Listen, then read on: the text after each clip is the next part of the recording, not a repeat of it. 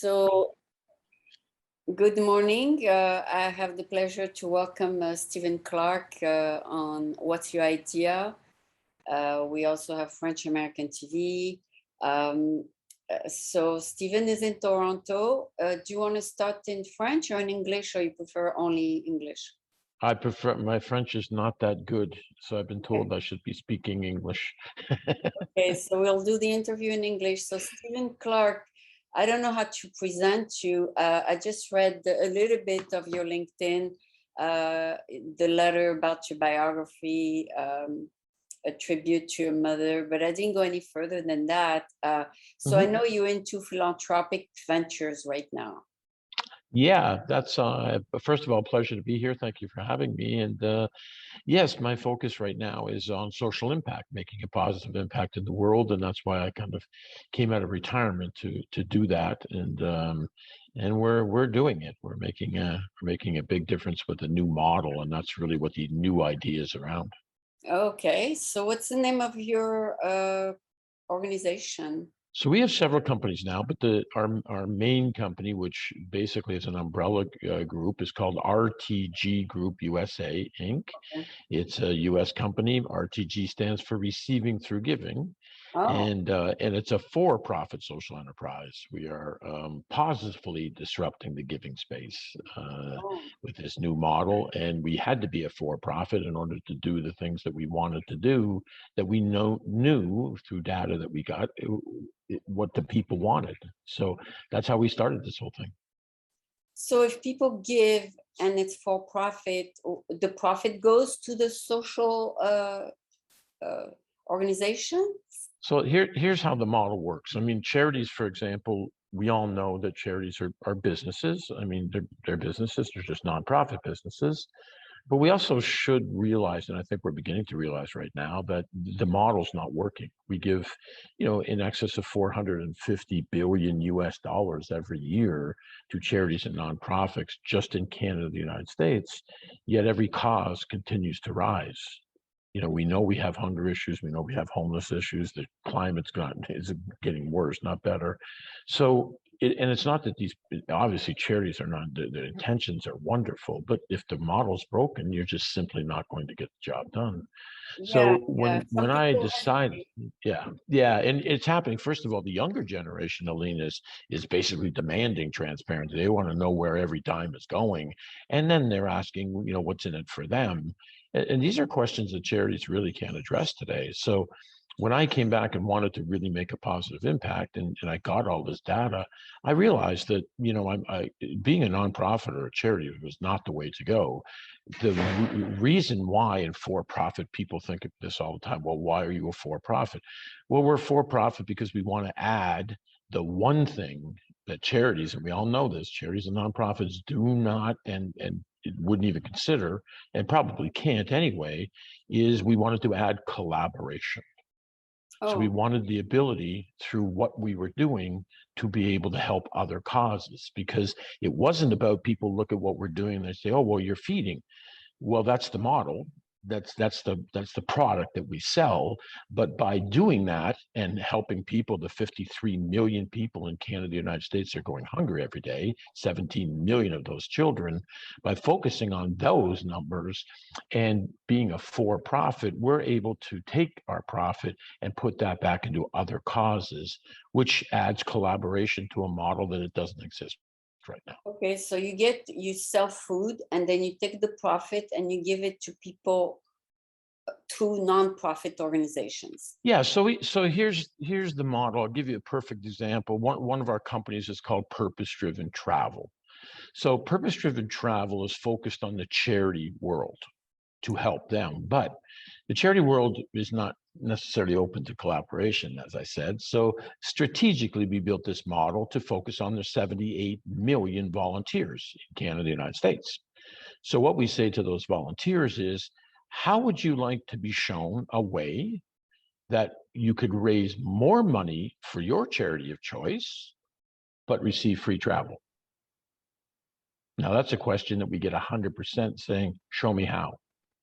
And we do that because of course, volunteers don't really get rewarded for doing what they do. but they should, because they raise a lot of money for charities in North America. So what we say to them is, listen, by feeding children, we're going to give back to your charity, and your charity will be able to make more money through this sustainable model. Plus, we have money that we can give back to you through Expedia, our partner, through travel rewards. So now they're going out, they're doing what they already do. So we're not asking them to do anything that they don't already do. But instead of that, they're now reaching out to people who would normally give them money because, let's pick a cause, diabetes, for example. People with diabetes go out and they raise money and they ask their family and friends and everybody they know, would you give money because, we're looking to find a cure for diabetes.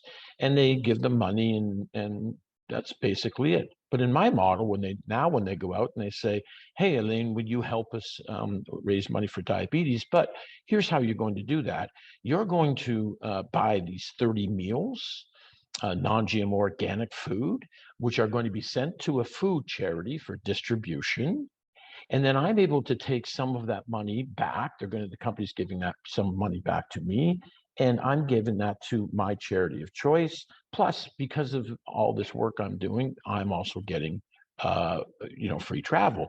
But also, Aline, in this model, because you're feeding, you're going to get a discount mobile app that's got over 300,000 vendors on it that will all give you a minimum of 15% off every time you use it. So you're going to actually save more money that's costing you to feed that child. Mm. Whoa, what just happened? So you buy food at a discount. Yep. And on top of that, some of the money goes for the travel. Yeah, so the actual numbers are, so if I said to you, you would buy 30 meals off of me for $39.70, so $1.33 a meal. Right. We take those meals, which is cheaper than any charity, by the way, in North America. We take those meals and we ship them to a charity, and they send you a beautiful note back saying, thank you, Aline, we accepted, we received these meals, so you have transparency. Yeah. CDT? Sorry? The organization City Team, TEAM, they raise money for meals. Yeah, there's a lot of them. Yeah, yeah, there's a lot of them out there. I mean, and it could be Feeding America, it could be any charity that's distributing meals, that's feeding. Right. So they obviously want to partner up with us because they get free meals. So, and they get the list of all those people that they get to send the emails to saying, thank you very much. We do that for transparency. So everybody knows exactly that the meals are going and that they're going in the hands. Now what you're giving the charity is food. And of course, what are they doing? They take 100% of that and they put that back to the cause. So that's the transparency side. Then what we do of that $39.70, then we must take $2 in this purpose-driven travel. So the volunteer goes out and does that. Then we take $2. So for an example, if they're feeding 500 children, let's say they go out and they feed 500, that means we're taking $1,000 every month or $12,000 a year. We're sending that back to their charity of choice. But we're also taking 50 cents, which is $250 or $3,000 a year, and we're putting that in a travel account through travel rewards through Expedia that they can use for free travel. So they're getting reward. So the person buying the food is getting rewarded. The charity receiving the food is getting rewarded. The people the volunteers who are going out and raising the money, they're getting rewarded. And the charity is getting rewarded, their charity of choice. So every touch point is winning more than they put in. And that's the model that we want to build. Okay, so when you qualify a volunteer is someone who actually buys the food. No, the volunteers are the ones. So a volunteer today is exactly the same thing. A volunteer today is going out and, I don't like to use the word, but it's true. They're begging for money because they've got a good cause. Oh, so now instead of that, they're the fundraising. That's what volunteers do. They do the fundraising. So rather than doing that, now they're going and saying, hey, I've got this new model where everybody wins more than they put in. It's still going to help fund my charity, but it's also going to feed children, and it's going to get you a discount app. Plus we do weekly, in that particular model, purpose-driven travel, we're doing weekly giveaways with trips and all that other stuff. So we really make it sustainable. So when people get into it, they're going to continue to do that $39.70 every month, because if they're saving more than it's costing them and they have an opportunity to win free travel and everything, why would they ever stop? Okay. So that's our model. Oh, you got the dogs going. I apologize for that. See, no, they're happy about that. They're happy about the model. You see, they heard, they love that. They're saying, wow, what a brilliant idea. That's fantastic. So yeah, I told my daughter to take him and she forgot. But That's okay. so a volunteer gets on the phone and make phone calls, correct? Well, volunteers raise money in very many different ways. I mean, I've been a volunteer. You know, I went out and hit up all my family and friends and everything. But other volunteers go door to door. So volunteers, we're not asking a volunteer to do it in any specific way. They Okay. do it in any way they're comfortable, the way they do it right now. And you find a Okay. lot of volunteers are passionate about a cause for a particular reason. Maybe they have diabetes, for example, or maybe, you know, a relative passed away from cancer or something like that. So they get involved in that cause because they're emotional and passionate about it, and they want to raise money to help. You know, obviously they want to raise money to help for a cure or whatever it may be, you know, but that's obviously going to be a difficult lead. So we want transparency, and that's why the younger people today are saying, even the older people are starting to say, where's my money going? If these numbers continue to rise all the time, we're giving them all that money, where's my money going? And again, I'm not discounting the charities. They have great intentions, but like anybody else, Aline, if you've got great intentions, but you don't have the proper tools or the model to make it happen, it's just not going to happen. And that's what we're finding out right now. Okay, so you're a for-profit organization with the board of directors, Yeah. and I bet each has a function. And then Yeah. are the volunteers, so are the volunteers are rewarded with travel? Yep. And who picks the nonprofit organization they are raising money for? They do. Oh, So they go onto our app. We give them an app. It's a purpose-driven app, travel app. This is just one of our companies, by the way, but they get an app, they register in the app, and then they register with charity. And then they go out and we're all registered. And then they say to someone, okay, here's this new model. You like, oh yeah, okay. You're probably going to go back to all the people they've been, you know, raising money from for years. And they're going to go back and say, here's the deal. Yeah. Yeah. In, Yeah. in case of a diabetes, for example, Yeah. they don't need food, they need money. They're getting money. That's the beauty of it. Oh, So if, let's say you're raising money for charity. Let's say, in fact, I'll give you a perfect example of diabetes. So when we were interviewing, when we were kind of doing a case study on the diabetes, they had about 250 volunteers that we were talking to, and they were commissioned to raise $12,000 a year each for diabetes. Okay. So, and about 30% of them hit the 12,000. And the other ones got money, but it's difficult going out and, you know, asking for money these days, especially these days. So that's what they did. So now when I said to them, okay, guys, here's our model. You're going to go out and feed kids, and you've got transparency. You've got everybody wins more than they put in. You like the model. They said, we love the model. We said, okay, now how many could feed 500 kids through our model? We got 90% of them that said, of course we could. But they also said, but we're not going to because we're about diabetes. And we said, yes, you are going to. And we'll tell you why. Because if you go out and feed 500 children, not only are you going to raise that, because we're giving $2 back, you're going to raise the $12,000 a year. Now, 90% of them are going to do that instead of the 30 originally. So diabetes is going to make more money. And all of them are getting rewarded with $3,000 a year in travel, because 50 cents of the 500 is $250 a month, or 3,000 a year. And so they were ecstatic. They were like, whoa, we've never heard of anything like that. I'm, well, yeah, because there's nothing like this in existence right now, but it is the future of giving, Ellie. We need to come up with new models. And who picks the schools with the kids who get the food, or the charities? It's always the charities. We only deliver to charities. So Feeding America, Second Harvest, we only deliver the food to the charities because they've been around for years, many years. They know who to give it to, yeah. And so they know exactly where it needs to go. Okay, and then your role as an organization is to recruit people to volunteer?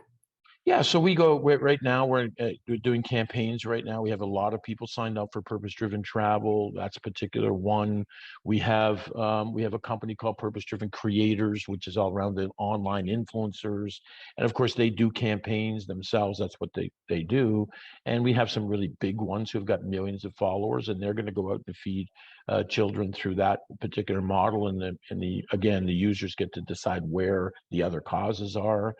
We have purpose-driven artists, which is all around the art world, which is a fabulous thing. We support art, dance, and music through that particular program. So it's really just for us. It's all around being able to feed, and really put an end to this number of people that are going hungry every day. And we Like hear about it all the time. it's mostly in foreign countries. It's not. No, no, well, that's what people think, and that's what they would like you to believe, because large organizations say, yes, we only deliver to developing countries. Well, the reality is we have 53 million people every day that suffer from food insecurities. 17 million of those are children, and that number is going up, consistently going up. in So, in yeah, Canada. Canada and United States. Oh, Canada, US. I mean, the numbers are ridiculous. And you think about that. I mean, 54 LA, countries, and that's fantastic. And we should be doing that. But you know what? Here's what we do all the time. And the US, probably more than any country in the world, they're always looking, outside the country. Obviously they do a lot of help and they reach out and everything like that. But often, and this is one case, certainly, they're forgetting their home people. There's too many oh, problems. that's true. There's That's too many homeless people. There's too many people suffering from to be doing all of that other yeah. stuff. It's got to start at home.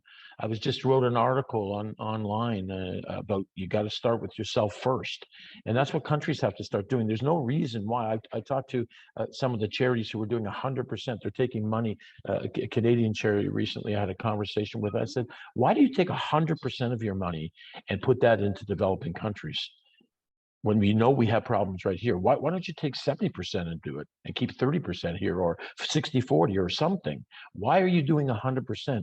And he really couldn't answer me. He just basically said, well, that's our mandate. I'm like, but it's a flawed strategy. I mean, you can't do that. I mean, it's ridiculous. And he's like, yeah, it probably is. So yeah, we're not aware a lot of the things that are happening in our own country, and that's terrible. Los Angeles right now, we're doing a program there. 25% food insecurities in the LA, with almost 50,000 people living on the streets. Oh, What? What? It's a city of 4 million people. If there's 25% food insecurities, that means a million a day. A million suffer from food insecurities. yeah. And yeah, it's terrible. But guess what? That's not the only city. Every major city right now in North America is hurting, and we need to start looking after ourselves first. And then somebody said to me, well, will your company go global? I said, of course we will, once we solve the problem here. Oh, That's our you first work like priority. with global organization like Oxfam. Everybody wants to work with us, and we said, great, fantastic. Let us solve the problem here first. We only need 5 years. Once we have 5 years, we'll be able to feed enough people. We'll be able to give enough, over $1 billion back to other organizations, and then we'll be able to take it to the UK and to Germany and to other countries, by the way, who have the same problem. And that's really what we'll be able to do. But we're also right now doing we have some of the programs where we have done the programs, and we're doing a program right now for water in Ghana. We're hooking up with some people in a couple of other African countries that need help. So we're able to do that. But imagine being able to do that and help people outside of North America by feeding children in North America. Okay. That's what I think. That's my big idea. So let's say I'm a nonprofit organization. I would call people to buy food, and then a percentage of it would go to my nonprofit.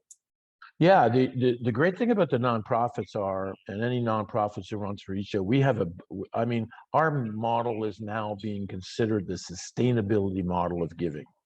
So with nonprofits, I had a nonprofit right now that we're dealing with, and this is a typical example of a nonprofit. They're raising money. and they get that through donations or whatever. In fact, I'll give a better still, Ellen, let me give you an example here. I've got this lady, she's an accountant. She's doing a domestic violence new nonprofit, which is, she's got a new idea to really solve the problem, not just, give them food and take them in for a short period of time, but to really get them the help they need. And so she's in the process right now of raising $2 million. But she's an accountant, and as she was putting all her, the projections and everything she wanted, she realized that $2 million was only going to last for, maybe a year and a half. And then what did she do? What's she got to do? She's got to go out and get more money. So someone suggested she called me, and I said to her, okay. She said, what should I do? I said, well, you should give me the $2 million. And she thought I was kidding. She said, yeah, right. I said, no, I'll take that $2 million because I have a formula with one of our companies with all these online digital people, and they're going to take the $2 million and they have a 10-to-1 formula. They're going to feed 200,000 children. And she said, whoa, that's fantastic. I mean, that's great. But I'm about domestic violence. I mean, what about me? I said, I'm going to then take $2.50 off of every child fed. I'm going to give that back to you on a monthly basis forever, because these people, because of the sustainability model of our program, they'll keep doing it. So she said, basically, you're turning $2 million one time into $6 million a year. I said, yeah, that's exactly what we do. That's our sustainability model. So that's the thing that's why right now the industry is in such bad shape, because we don't work together. And right, I know the charities are saying, well, we're competing for the same grants and the same donors and everything. Yeah, well, guess what? We don't need to. I've now proven in this model that we can work together more effectively. We can use the money far better, and we can actually solve a lot of the problems that we're facing today. Okay, well, to go back to that example, where would she get the 2 million? She would raise. That's her problem, is she's relatively new to the nonprofit space. So she's got her own money and she's raising it from others. And so in the next 2 months, she's gonna be able to raise 2 million. But as an accountant, she's looking at her numbers and what she wants to do, and she's saying, okay, that's only gonna last for so long. So then what? Once it's gone, what do I do? Well, you have to go out and do it again. You have to go out and keep, begging for money and doing what you would do. You have to apply for grants. You have to do all these other things, which none of them are sustainable. You just can't rely on those things. Okay, let's say she runs out of the 2 million. Where would you get the extra money to keep going with you? Well, as I say, if she gives that to me, and I turn that into feeding 200,000 children, right, she's now getting $500,000 a month, so $6 million a year from that 2 million. Really? Yes. In my model, I have to give back $2.50. I have to. That's part of our articles of incorporation, everything we do. And the sustainability comes from those people paying $39.70. They're not going to stop, because they've got a discount app, they've got opportunities every week to win trips or art or whatever. They're just going to keep paying. Now, again, we're not creating anything brand new with that. On average, right now, people will give, when they give to a charity, they'll give $50 a month for an average about 4 years. The difference in our model is they'll do it for a lot longer than 4 years because of all the different stuff they're getting, which they're not getting from the charity world. So we have that sustainability, so we can give that back. So when we take that $2 million or whatever, 250,000, it doesn't matter what it is, they get that 250 back every single month from the children we're feeding. So we've created sustainability from our model for them. I truly believe that once nonprofits figure this out and come to us, and we're getting a lot now calling us, we can not only end hunger, but we can help them with the sustainability model that will allow them to do a lot more good than they're doing now. Okay. So let's say someone like me, an individual who gives $50 a month for feeding. Let's say I give it through your organization. So 2% will come back to me. So in your case, you're getting, if you're just a donor, we don't call them donors, we call them subscribers, because we're a nonprofit or we're a for-profit. But if you're paying $39.70, what you get from that is you get a discount mobile app where you're going to save way more money, then it's costing you to feed, $39.70. So you're going to get this discount app that you're going to save 15% off restaurants and electronics, product, clothing, and all that kind of stuff. So there's the sustainability. And then depending on which model you're in, if you're in purpose-driven travel, for example, every week we draw a trip, an all-inclusive trip for two. So you have a shot every single week of winning a trip. I'm a nonprofit California. Yep. So I would have to get people to donate to feed kids. So if nonprofits right now are raising their money through however they're raising them. So if you're raising money right now by going out and getting family and friends and doing however you raise your money, we take that money that you raised and then we go out and get the kids fed. And then we give you that $2.50 back from every kid. So another nonprofit right now, here's a perfect example. A lady who I know very well, she was complaining about her job because she wants to do her nonprofit full time, but she needs the job to pay her bills and everything. So I said to her, could you go out and raise $50,000? She said, yeah, of course I can. I have enough people that I can do and everything. But she said, if I do it, then I've got to do it all the time and everything. I said, no, you do it and you give me the $50,000. She said, okay, well, what are you going to do with it? I said, I'm going to turn 50,000 into feeding 5,000 children. She's like, oh, that's cool. I said, then I'm going to give you back $2.50, which happens to be $12,500 a month. And is that enough to replace your income? And right away she said, well, yeah, of course. I said, well, there you go. There's your solution. In the next 3 to 4 months. So she would go get. She's got to get the $50,000. We'll turn that into residual income for her by feeding children, and now she can leave her job and do the.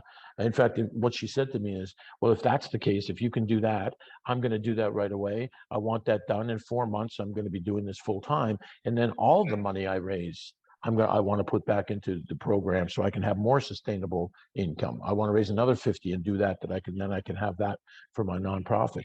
And it's good. That's what it's going to turn out to be. I believe that it's going to be the sustainability model in the giving space. And there's no reason I'm not asking anybody to do anything that they don't already do. So it's a win-win-win. If you start a nonprofit and you start from scratch, then you first need to raise the money, correct? That's right, exactly. And that's what you need to do anyway. If you start a nonprofit from scratch, what are you going to do if you don't have any money? You can't solve any of the problems. So you're going to go out, ask people to support you. Ask people to support it, and then for the money you support the kids. I'm saying to them, okay, you're not doing anything that you would normally not do. So go out and get that money. The only thing I'm saying to them is, I've got a better way for you to use that money to create it as a sustainable way so that you don't have to keep going out and because what happens if you need more money and you go out and you can't raise it? Now, whatever you're doing just doesn't get done. But in my way, even if you use a portion of that, I've got another lady who's raising some money now. She's giving me 80%. She's keeping 20% to do what she's doing, but she's saying, I want to put 80% back in until we hit $1 million. And that means once I've got $1 million, you're going to be feeding 100,000 kids, and you're going to be giving me back, $2.50 of every one. So all of a sudden I've got 250. In her case, she's got 250,000 a month. So she's turned that $1 million into $3 million a year, but she's also kept enough to be running her organization. So she's taken a part of it to do this residual type of income. And I just think it's recycling. What it is recycling, the money people are putting into doing good to do even more good. That's really what it is. Okay, the part I don't understand is she's going to turn 2 million into 3 million. Can you go through that again? So again, 2 million, if you have the formula that we have, that we know now that we can hit, is whatever money we take, we can take that money and feed 10%. So it's a 10-to-1 formula. So you give me 2 million, I'm feeding 200,000 children. From that 200,000 children, I have to give $2.50 back. So that's 500,000 a month, right? And times 12 months is her 6 million. It's always 3 times the amount. So if you put in $1 million, you're going to get $3 million a year back. If you put in $1 million, so that's how we created that formula. But do you invest that money to make it that big? I don't understand. Did who invest? Let's say something simple. She gives you $1 million.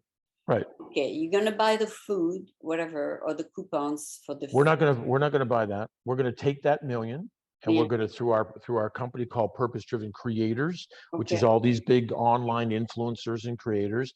They're gonna go out into their communities, and I'm gonna pay them that $1 million, and they're gonna come back to me with 100,000 children fed from 100,000 different people, all paying $39.70 a month. That's how we build that out. And then with that $39.70, we take $2.50 and we put it back into, so in this case, at $1 million, if we had $1 million, we'd be feeding 100,000 children. So if we fed 100,000 children and we were putting $2.50, that's $250,000 a month. Times 12 months is $3 million that we'd be giving back to the person who gave us the $1 million. But that money, do you invest it for it to grow? Yeah, I invested in my own company, in my creators. So I pay the people to go out and to run campaigns and imagine if it was an advertising company. I went and paid and said, here's $1 million, but all these ads you're doing and everything, you have to go do that and make sure that I'm feeding 100,000 kids. Well, the online creators, the digitals, the online big influencers, that's the formula. That's what they do. And they're very powerful at it. And they've been doing it for a while now. And they got millions of followers, right?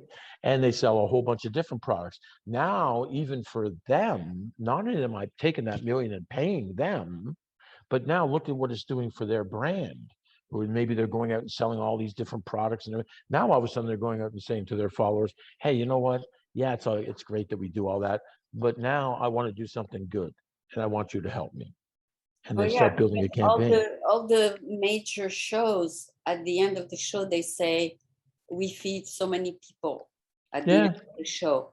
I don't know if it's through you, but they say we feed, could be like all kinds of comedians at the end of the show, they announce that they are feeding so many people every. Yeah, and you know what? The reality on that stuff, Aline, is that stuff means nothing anymore. The majority of people now who are looking for transparent, they're saying, oh, great, how are you feeding? And, oh, well, we're giving money to, Feeding America. Oh, really? Oh, that's great. So, and how many meals is that? And what are they doing with it? And what's the deal? That's going away. I'm telling you right now, unless they could do it so that they can show people, because that's all great. And it sounds wonderful. But we're starting to live in a world. I mean, the internet's changed this. We want to know. We want you to confirm that. We demand transparency. And so just saying these things, oh, we're doing this, we're doing that, that's not working anymore. So they buy the meals, the nonprofit. Who buys the meals? No, first of all, they buy so anybody who I manufacture the meals. We formulated this food. We spent a lot of money doing this. Okay. We can get it manufactured in any manufacturer we want. We're setting up right now in California with the LA project that we're working on. So we take our formula, we make the food. It's non-GMO organic food, very healthy food. So then we know that they're getting healthy food. So we make that, we manufacture it, and then we ship it from our manufacturers directly to the charities that we're partnered with. And that's how that works. Got it. So you partner also with manufacturers of food. Oh yeah. We partner with a lot of manufacturers of food. Yeah. How long ago did you start this idea? I came out of retirement, so to speak. I was in semi-retirement. I'd sold my agency and really wasn't sure what I wanted to do, but I knew it wanted to be something good. So I started thinking about this about 6 years ago. And I spent a lot of time and a lot of money doing research and then getting the food. I knew then I came up with the idea of exactly what I wanted to do with it. And so over the last, let's say 5 years, it took us about a year to kind of really put the idea together. So We've been investing. We knew we needed to get it right. Nobody wants to take on the charity world. I mean, come on, seriously, because the conception is that, hey, you know, they're doing great stuff and they're really making a difference. But once you see all that data and you realize that, you know, that's a misconception that we've had. Yes, we're giving them a lot of money, as I told you, but we're not solving any problems. And it's not, again, it's not because they're, you know, embezzling money or anything like that. It's just the model is broken.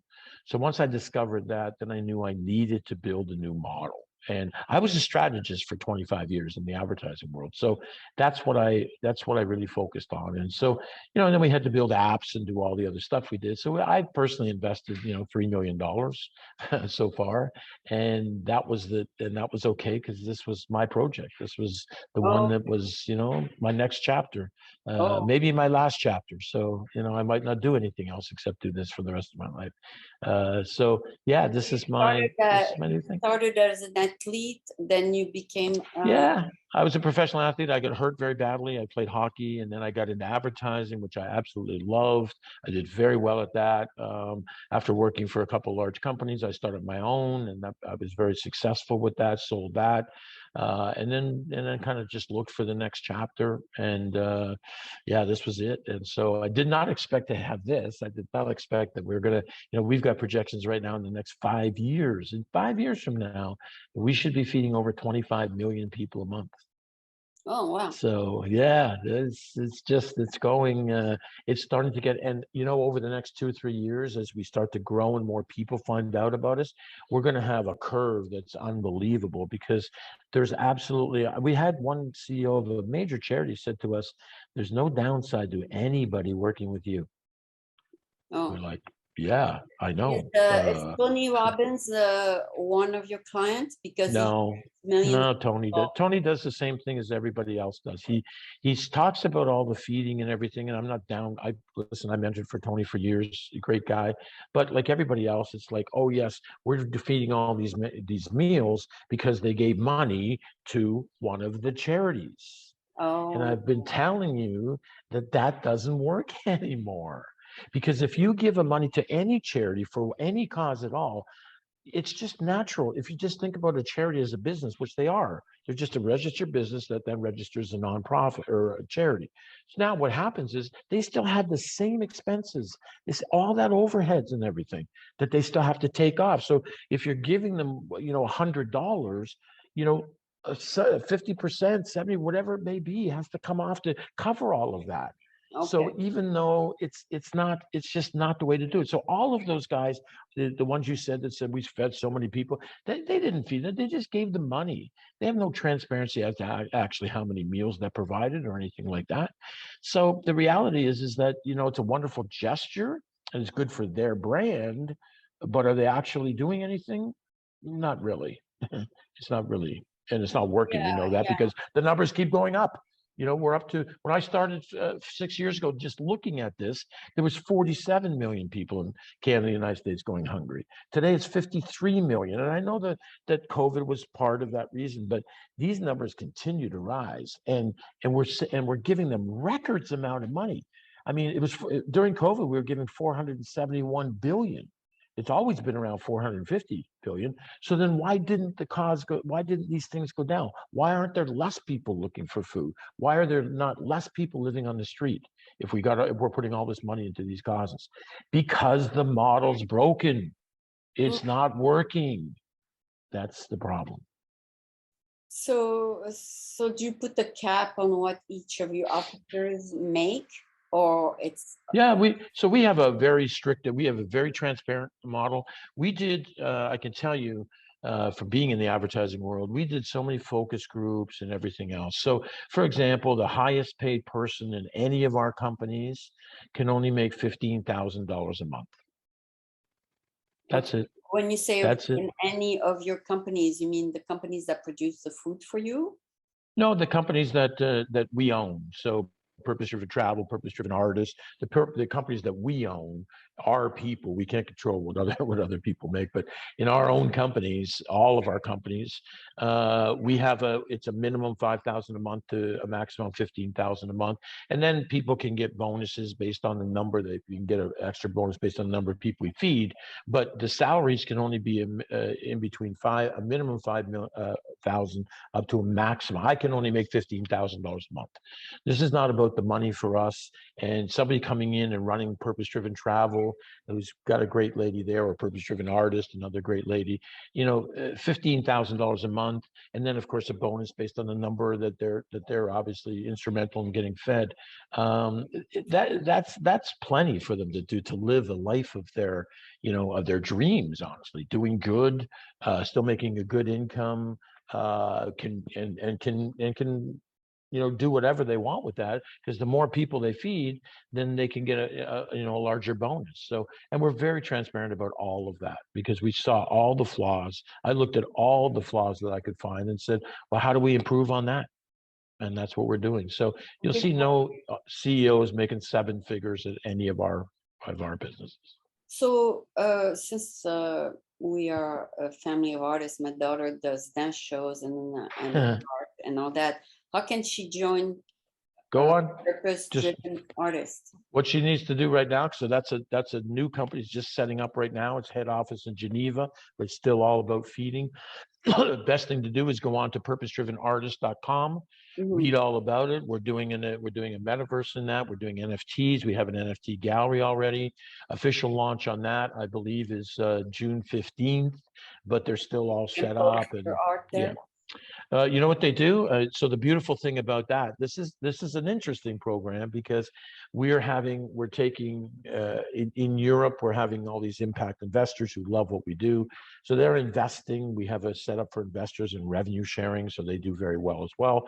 But we take the money that we're investing and we put that back into our purpose-driven creators. And so if they have $4 million, they're going to create 400,000, children fed, right?